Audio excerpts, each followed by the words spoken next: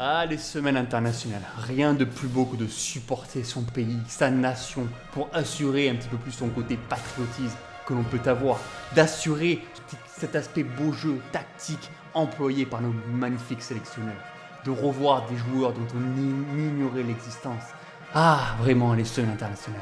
C'est tout ce que j'aime dans une saison de football. Non, mais bien sûr que non. Les semaines internationales, c'est le fléau en plein milieu d'une saison qui arrive comme ça, qui vient de nulle part pour casser l'ambiance avec un petit match amical en plein milieu de la semaine, alors que t'alternais des matchs à haut enjeu, à haute intensité, avec une semaine Ligue des Champions, un championnat, Ligue des Champions, et là t'arrives, hop là, petit France-Finlande, c'est pour toi, c'est cadeau, on n'en veut pas.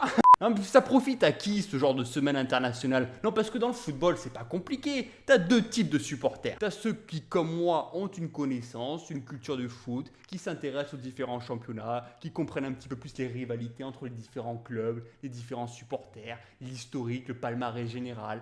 Et puis de l'autre côté, t'as les supporters qui arrivent comme ça en mode touriste, là, tous les 2-4 ans, en mode grosse compétition internationale, qui sont là, qui te disent qu'ils ont une expertise totale du football, ils comprennent le beau jeu, la tactique, alors que le dernier match qu'ils ont vu, c'était le France-Croatie de 2018. La dernière fois, je parlais à un pote, oui, il me disait, Moussa Sissoko, c'est un joueur qui est puissant, charismatique, je comprends totalement que Didier Deschamps le sélectionne à chaque rendez-vous, mais putain, il n'a pas regardé un seul match de Tottenham. Il sait même pas que Tottenham, ça appartient à Londres. Et tu crois vraiment qu'ils sont au courant de ces semaines internationales? Ils en ont rien à foutre. C'est comme nous, on en a rien à foutre. Donc ça profite à qui ce genre de match? Je sais très bien qu'ils vont faire une audience de 5-6 millions de personnes. Parce que forcément, t'as les Ligue des Nations. Waouh, France-Portugal. Waouh, Espagne-Suisse. Waouh, Suède-Ukraine. Ouais, gros match. C'est sûr, ça donne envie. Même moi, je suis tombé dans le piège. Je vais regarder ces genres de matchs. Voilà, la Ligue des Nations, c'est une compétition qui est nouvelle. C'est une compétition qui a une fréquence de tous les 2 ans. C'est une compétition dont on n'arrive pas à différencier avec l'euro. Je suis désolé. Lorsque je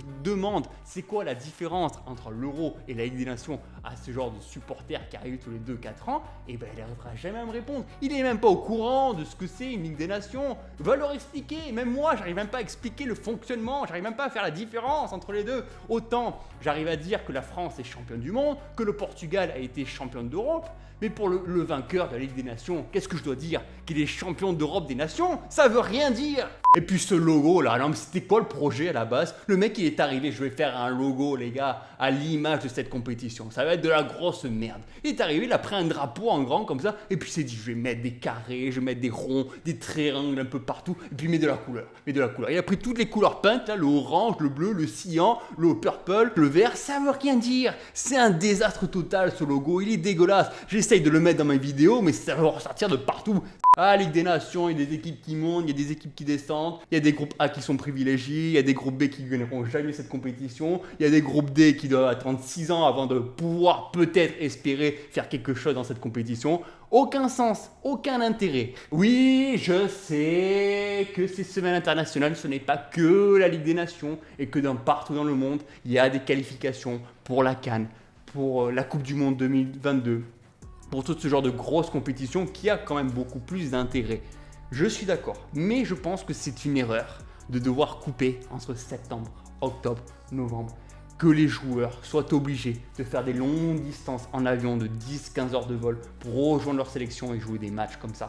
Parce qu'ils sont en train de se tuer, ils sont en train de se fatiguer et on voit vraiment que le risque de blessure ne cesse d'accroître. Et ça, c'est un véritable problème. Alors je sais que ces matchs de qualification pour les Coupes du Monde doivent être joués. Mais pourquoi est-ce qu'ils n'ont pas rassemblé tout ça en un mois international avec tous ces matchs qui se jouent en une fois? Et comme ça, ils sont uniquement focalisés sur ça.